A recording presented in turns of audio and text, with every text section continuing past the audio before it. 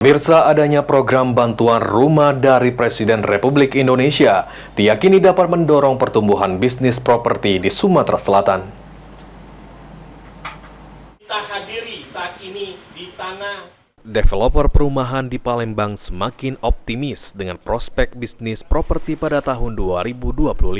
Optimisme ini datang seiring dengan adanya program bantuan rumah dari Presiden Republik Indonesia yang diyakini dapat mendorong pertumbuhan. Menurut salah satu pengembang perumahan di Palembang, mengatakan program bantuan rumah yang digagas oleh pemerintah pusat menjadi salah satu faktor dalam mendongkrak bisnis perumahan. Program yang dicanangkan pemerintah ini juga mempermudah masyarakat berpenghasilan rendah dalam memiliki rumah. Diyakini akan menciptakan lebih banyak peluang bisnis bagi para developer.